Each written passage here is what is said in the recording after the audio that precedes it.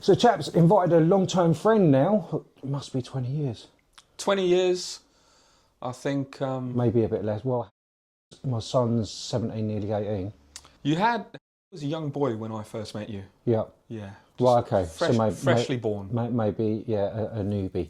And that. So, but no, man, we used to work together and whatever else, and we've been friends for on and off for a long time and whatever else. But since we've reconnected, mostly because of the camps, wasn't it? The MANUP Mountain.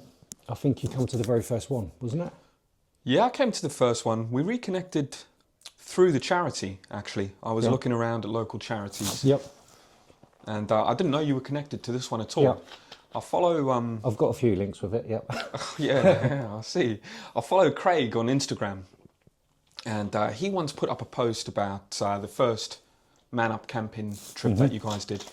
And I thought, well, I'll dip into that. That was in the later stages of me going wild camping and just trying to find my way in the outdoors. And that just kind of reconnected me with you and with the charity as well. Yeah. I'm glad to have you back and on board there, dude. Thanks. Because the one thing, there was two things what surprised me, because obviously when we used to do like the D'Antwood gigs and beers and whatever else back in the day. Naughty stuff. The naughty stuff. Yeah. I hold my hands up to that. You and me were known as the grumpy sods. Particularly me. Particularly you. I was trying to wash it down a little bit. Do you know, But to find out where you are now, of like really, really happy. I've never been happier.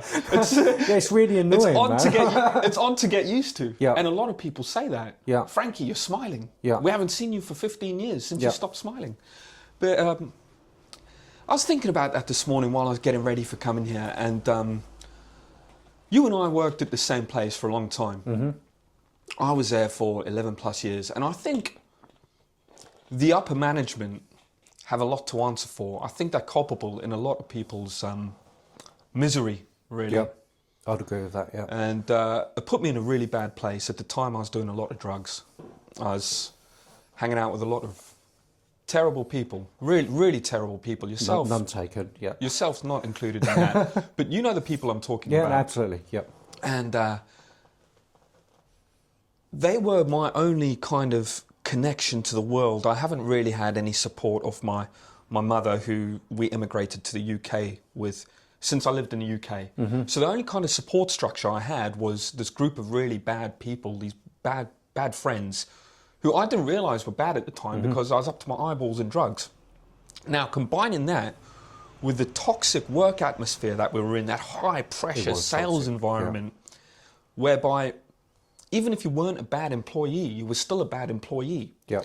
And thinking back, I was there for 11 years. And I spent 10 and a half years on a final warning. Yeah. I believe now, through no fault of my own, but that put me in a horrible place. And that's probably why I was angry all the time. Yeah. No, I get it. was just so highly strung, tense, on drugs, hanging out with bad people, and all of these combined just to make me this toxic, horrible person to be around. Mm-hmm. I didn't like myself at the time. Yeah. And it was... To be fair, I quite liked you. It was tough. Well, most of the time I quite liked you, actually, but yeah. One of few. Yeah, I had a close-knit group of friends who I think saw through that outer kind of harshness that I gave off to people. And, oh man, I'm grateful for those, because without them, it would have been a real tough ride. Yeah. But yeah, I think our old employers have got a lot to answer for. Yeah. I agree, because I've said this before. I don't know if you've seen the clip where I've said there was an employer what once pulled me into an office, and I wasn't one of the best performers, but I was always one of the top performers in that top thing. 10. Yeah, no, not sure about that, but okay. Yeah, always never as good as my wife on that, as she likes to remind me constantly, because she was bloody good at it, wasn't she? Yeah. But the main thing is, I remember I was there for like a few months or something like that. I think it was like close to a year. And the head of HR, I won't say the name, just out of respect, even though there is a bit of me what wants to go, just you, but I won't, called me into an office like, oh, damn, we've looked at your medical records. And I didn't know they could do that. And they got my medical records from Chelmsford. They were like, oh. Wow. And they were like, you said on your CV or whatever else, your application form. Bear in mind, I think I was there at least 6 months, I think like a year. Okay. So I was there. Yeah, you bedded in. Yeah, no, exactly that. And they were just like... you said you've had no mental health issues, but about 10, 15 years ago, you were prescribed antidepressants. Wow. And I was just, and something How else. did they get that information? Well, I think I must, on the application form, I must have ticked something where I didn't really have a clue what I was doing. It's my first proper job because I was, as you remember, Me too. I was in the illegal rave scene and whatever else. So I went there, again, all drugs and whatever else. So it was like my first normal living job. They pulled me in that office and they were like, well, because you've lied, we might have to sack you with it. And bear in mind... Whilst you were a top performer? Yeah, absolutely. So that's how toxic it was. And actually, and I will say the name now, the person who actually stopped that was Joe Ball. Joe tried to do great things. I think he's one of the people who saw through the nonsense. And absolutely, the people ask, like, at one point, I mean... He's been in videos as well, so yeah. Oh, has he? Yeah, okay, he's good old done Joe. the MANUP talks and all sorts. Yeah, he'd done me a fair few favours over the years.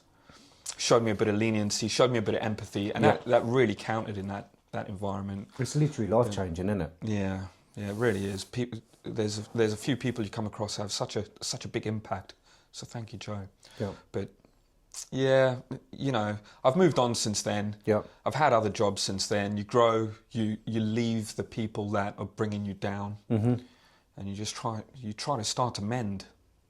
And I think I'm there now. So what was your? How have you turned into this annoying happy person?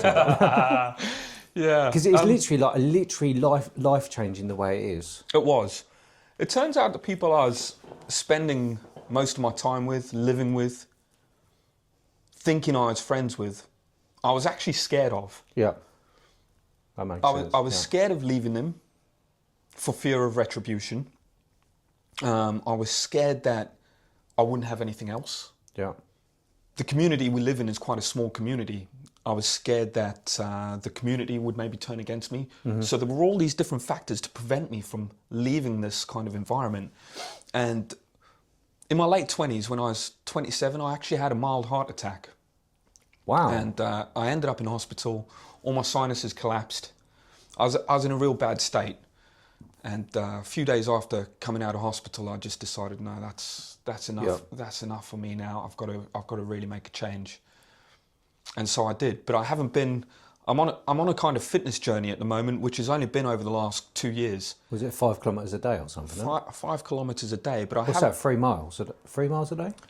Yeah, 5 kilometres is 3.16 miles if you want to be specific. Yeah. So it's pretty tough. But most people can do it if they kind of get their head around it. It's more the mental obstacle of doing it every day. That's the hard part. Because once you've done a few 5Ks, it doesn't really hurt. You know, you get used to it pretty quickly. But yeah, when I came out of hospital, I just decided it was time for a change. I spoke to my girlfriend and we decided to just cut all ties with everyone I'd ever known. And that was the community I'd always known in Ipswich. Yeah. So I was left with kind of a vacuum of loneliness for many, many years after that, just trying to find my way and trying to do things whilst still being employed, whilst still trying to operate as a normal human being. And that was pretty tough.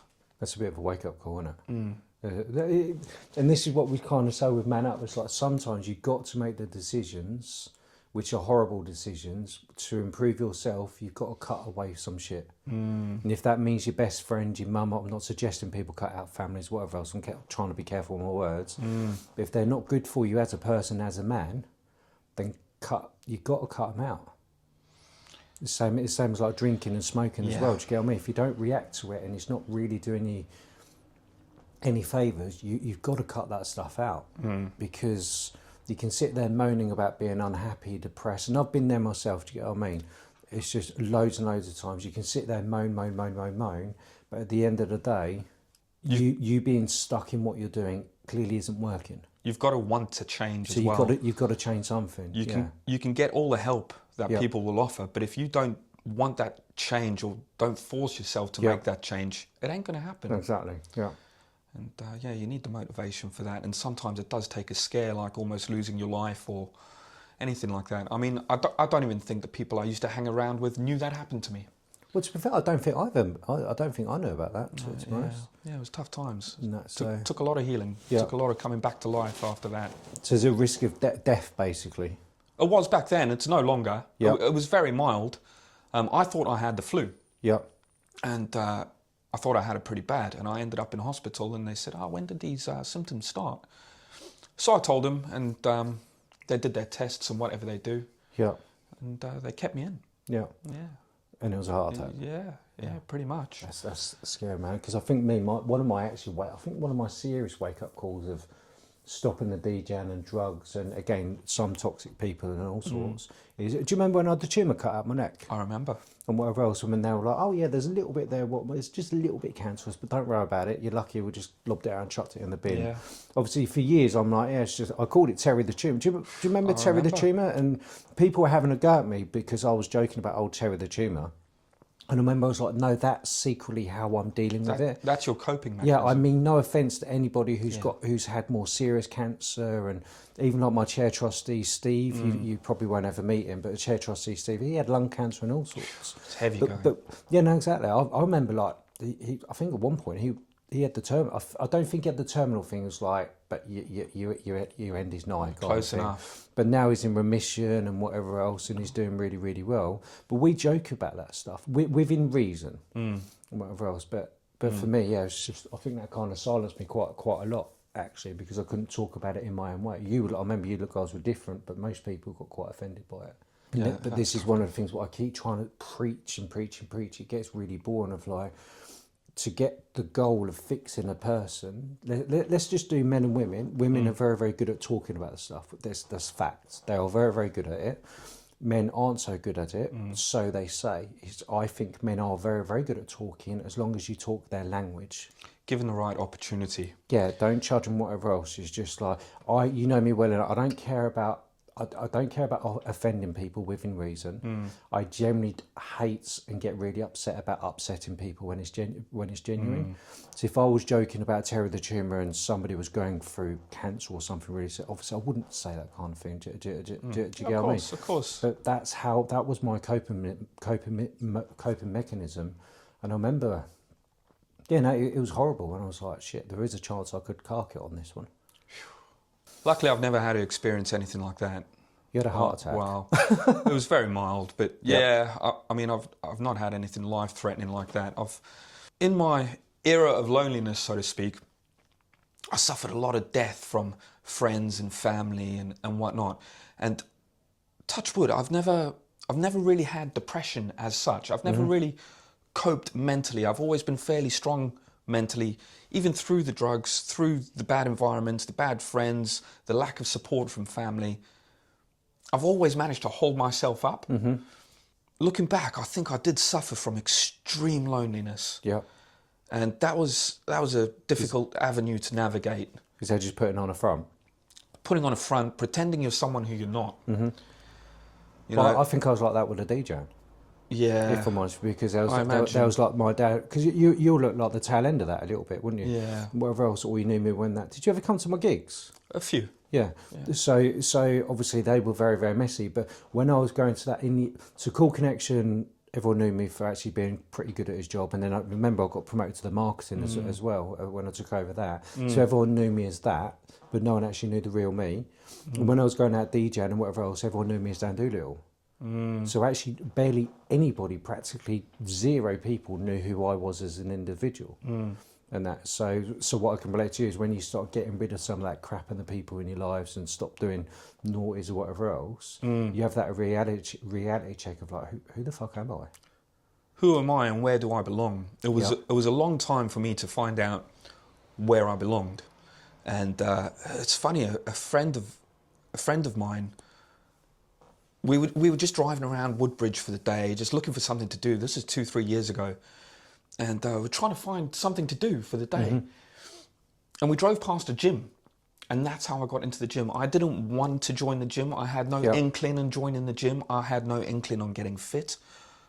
But just as a kind of thing to do that day, we walked in and half jokingly asked the guy, oh yeah, what about membership? Yeah. And I've been there ever since. Well, okay. And it's been a really good place. It's been it's the first time in my life I've ever had any kind of support structure around me. And Right, okay. I'm in my 40s now. Yeah. So it's taken that long. They're good, they're positive people. I didn't realise you're that old. They, I'm older, but yeah, well, a little bit, but yeah. yeah, I'm getting there. Right, okay. I'm getting there. Yeah. You look good. They're, Just trying to undig myself. thank you very much.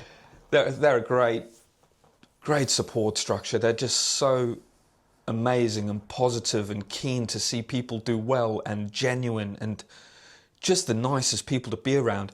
And still, my feelings about the gym and about the running and the fitness are the same as they were the day I walked in there. I still don't like it. Yeah. I don't like running. I don't like going to the gym. I was up at 5 o'clock this morning. I was in the gym by 6. Yeah. It's because I see your little videos on social media, because that threw me as well. Like when I started seeing you perking up on your social media. Yeah. It's obviously off and on through like Facebook and that. Obviously, you're one of those who open and closes accounts constantly. All the time. Never really post anything. Then to see you like, what the fuck's, what's happened to it? What's He's happened smiling. to it? Yeah, exactly. Like, stop that shit. Yeah, Nowhere else, but yeah. So. Oh, they're great to be around. What great people. And I've joined a run club, and although I don't like running, like I mentioned there, it's good to be around these people who want you to do good things with your life. So you found your tribe. I've found the people I belong with. Yeah. And I've tried plenty of them ever since leaving that toxic kind of friendship group that I told you about. I've tried all these different things, and I love them. I love solo wild camping. I love group wild camping. I like hiking. I like rambling, all this kind of stuff. But this is where I really belong. And yeah, I'm not pushing myself to get any fitter or any stronger. I see these people as my friends now. Yeah. And it's kind of the first time I've ever really had genuine friends. Yeah. Well, okay. Yeah. Well, loneliness is quite a pandemic in both genders. Right. Obviously, at the moment, it's always worth anything to do with death and mental health is always up there. But loneliness is getting so fucking bad, which is why we're always preaching of like, find something you love. You don't need to be going to a mental health charity. You don't always need to go to your doctor to say you're a little bit depressed. Maybe you just need to switch off from life. And if that means getting a tent and whacking it up somewhere in the middle of nowhere, then do that. If it means going for a walk up and down the waterfront or to the local shop, then just go and do it. Just find where you belong. Yeah. And enjoy it while you can. Yeah. Because we're living in difficult times when it comes to loneliness. You know, Bear in mind, we're in the most social accommodating. Yeah, we're in the most social aware, everyone connected we've ever been that I've ever known. But loneliness is rife. Wow. And that, so. Yeah, people find it difficult to talk to different genders and different groups. I think people are scared of upsetting people, saying the wrong thing. Which is what I love about Man Up Mountain. Yeah. With Al and whatever else. Do you know what I mean? Yeah. I know you told Al. Always tease the vegan. Yeah, no, exactly that. but it does, for me, it does prove that men and women do, I don't want to turn it us and them because we refuse to do that, but men and women speak and react differently and respond differently. Yeah. And I think once we can't expect men to speak like women and vice versa. Yeah. I don't know if you've seen on like Instagram, there's a reel, so I'm going off track to apologise. There's a reel, these, I think they're online, they're playing some video game, like shoot 'em up, and one of the guys goes, if I told you I was really depressed or really lonely or something like that, I'm quoting it really bad and murdering it. If I tell you like I'm struggling with mental health, what would you guys do?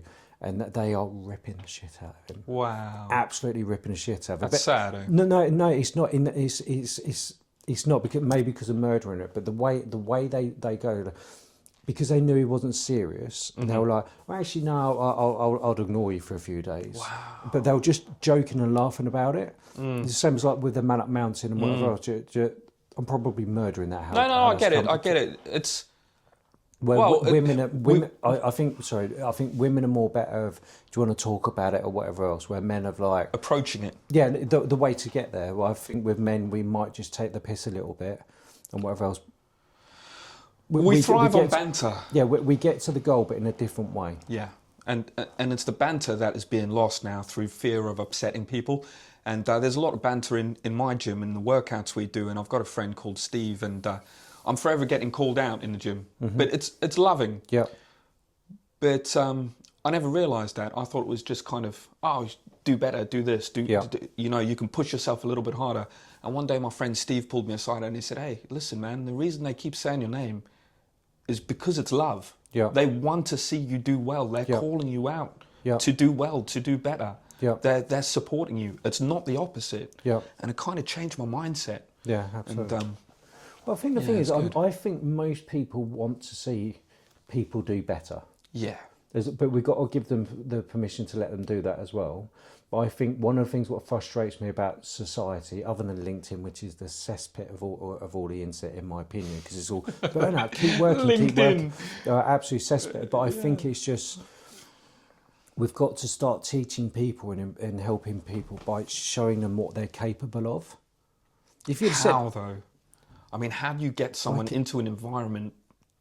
There's no right or wrong answer with that. Even with me, like the wild camping, believe it or not, like the MANUP mountain ones, I don't actually enjoy the match. I love like the tribe aspects and the feedback we get, but I do that more for the men that we're trying to help. But actually, I get more out of doing wild camping, especially in winter when Solo. Solo. I don't mind with not normally one other, as long as they're not too talkative all the time. No offense, but it's just like when you're up a mountain or whatever else. It doesn't mean when it's like minus whatever. Yeah. You can't really be thinking about, oh, have I put the bin out? Have I done this? Have I done that? Because everything you do is so regimental. If you don't do it and push yourself of how cold it is and blah blah blah blah, you could get really ill or die.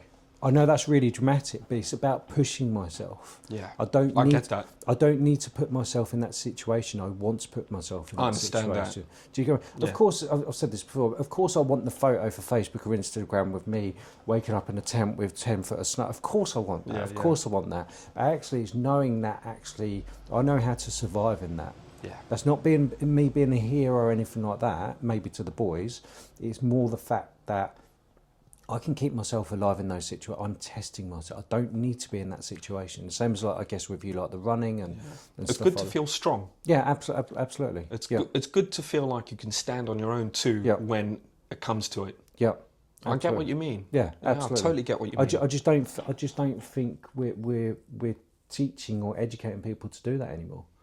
If I'm honest, everything's about the internet and go. I just don't think we're letting people switch off anymore. I think it's going to be difficult for young lads growing up now. I'm terrified for young lads, mate. I'm really worried for them for the reasons you've just outlined. You know, how will they learn to stand on their own too? Yeah. Well, there's no role models. When they're taught nowadays, well, there's no role models for starters, but they're taught nowadays that you can't really just spark up a conversation with somebody. Yep. You can't just talk to someone. You can't show interest. Yep. You can't do these things, and you should be able to do these things. Yep. You should be able to just stop a stranger in the street and just start chatting to them. Mm-hmm. I still get looked at funny for doing that. Yeah. I do it all the time. I'll speak to strangers and shake hands and smile and say hello. I like to be honest. And people look at you as if you're weird. So what that's going to be like in 10, 15 years' time for the next generation is worrying. Yeah, no, absolutely. And I think for me, especially for the young boys, I've preached about this so many times. At the moment, it feels that young boys, especially school age, are just basically, you will grow up to be a rapist, you will grow up to be an abuser, you will be a really, really bad person. Like trying to put, because you're a man. Yeah, no, absolutely. Or you will be a man, absolutely. And I'm like, why are we not educating them? Why are we not rising good role models? Ignore all the Tates and all of those dickheads. But what the reality is, putting them to one side, there's less male teachers, there's less male doctors, I believe. There's literally less male role models in pretty much every single job now. Right. So these young lads don't actually have anyone to look up to because, let's face it, there's not a lot of dads with them every day, if that makes sense, because of broken homes and all this kind of stuff. And I think I personally think we need to be pushing young lads to go, actually, do you know what, you're a good lad, let's push you a little bit more. Whose responsibility is that? Would that lie on the government, the teachers, the parents? Parents, I think. Yeah. I personally think, I personally would love to see more education about, do you know what, if your baby's crying in the back of the car, your kid's crying in the back of the car, work with that, give them something else to do rather than here's your iPad. Maybe I'm being arrogant. Am I a perfect dad? Absolutely not. But it's just like, one thing I've always been proud of with the boys, actually, they're not scared to leave the phone at home. We'll purposely go and do something. We'll go for a walk around Alton Waters. We'll do something, even if it's the cinema, just get off that phone. But I've always had the rule with the boys as well. Obviously, I've always done the parent. I don't want to go into that preachy stuff. I've always said to the boys, it's like, okay, you can have a phone, because obviously I'm not with the mum. They live more there. It's just like, you can have your phones or whatever else, but the day I ask you what's your PIN number to look at your phone, the day you say why, that's the day you lose your phone. Okay. And whatever else. Again, I'm not. We know you're up to no good. Yeah, no, absolutely. Because it's just. What have you got to hide? Yeah, exactly that. Yeah, or you can have all these parent locks and all this kind of stuff. But they are clever. Kids are clever. They can get around any kind of parent lock or government 18 barring, anything like that. They can just get through it. Yeah. Anyone can get through it. Exactly, yeah. But I think going back to school, I think especially with young boys, I don't know about younger, I don't live in that world. Do you know what I mean? But I think at the moment, we need to actually be praising young lads, showing them what they're capable of, and actually show them the right way, rather than just society, parents, schools saying, you need to respect girls, you need to respect this. I get it. I'm not saying that you shouldn't do that, but it's constant negative stuff. And so we're bringing up all of these young boys with not really any role models. And what are they going to do? They're going to go onto the internet. They're going to join some of these groups. They're going to be like basically shown all of this algorithm, Andrew Tate's, Tristan Tate's, and all of these Hickey Pocky, whatever his fucking name is, and all this. Do you get what I mean? know the ones, yeah. So we're telling them what they need to be like, and we should be asking them rather than telling them. Yeah. Asking them questions how they feel they should fit in society, asking them what kind of respect they can give to people rather than telling them the respect they should just give. No, exactly that. And that doesn't just apply to respecting women. Of course, we want all men of all ages to respect women. What I'm saying is respect each other, you know, love each other, love, it's going to sound a bit weird, but love humanity in a sense that you don't need to just fight against people all the time and just be respectful of each other. Yeah.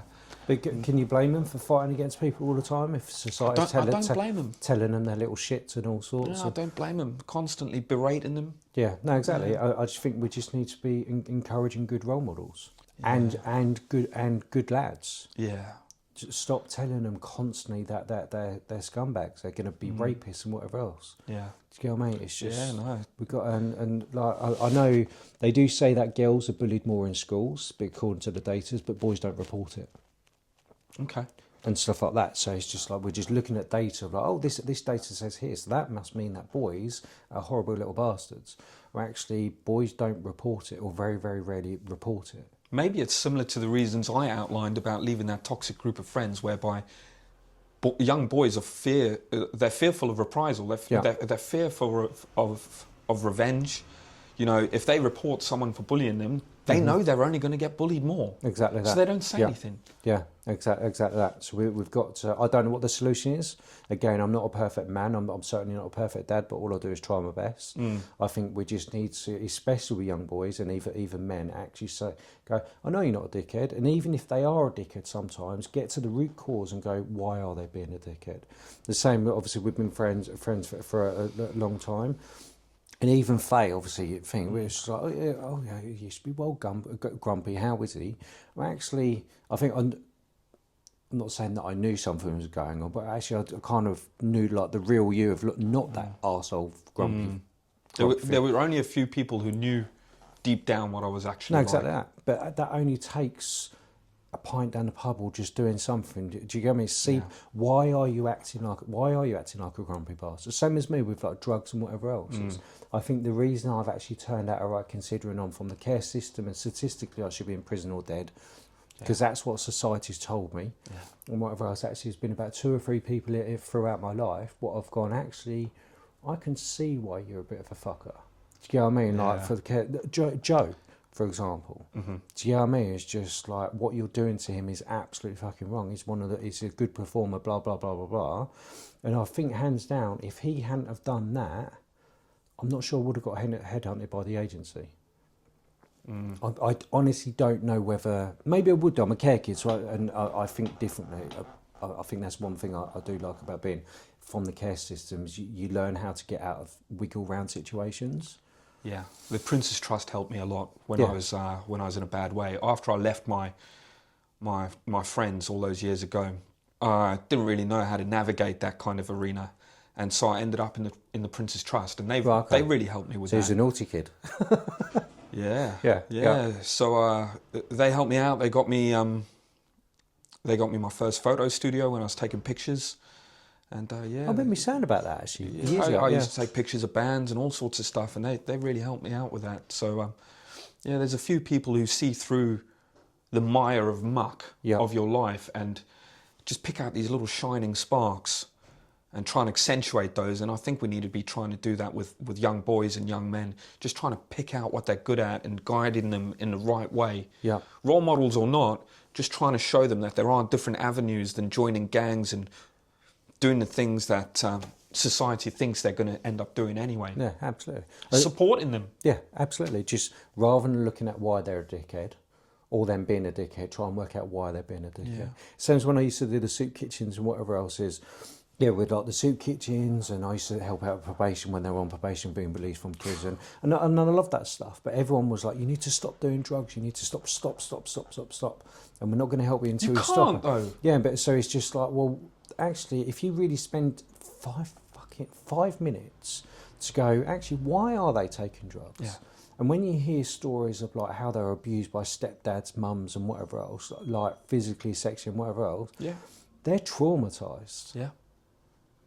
As you and I probably were as well, for different reasons, of course, but there's no other way of coping, so that's all you turn to. No, exactly that. Yeah.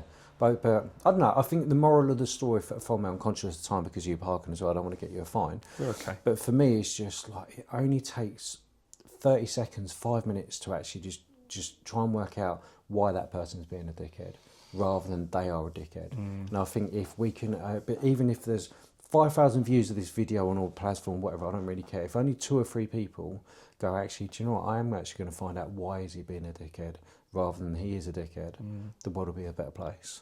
You could help someone. You could help someone without even realising it. Yeah. So if we just go back, and then I'll wind it in for you, how on earth have you stayed dedicated to the 5K a day then? Because that doesn't sound fun. This is the most difficult thing I've ever done in my life. And when I started this 5K a day, I wasn't a runner. I still don't call myself a runner. How long have you been doing it, sorry?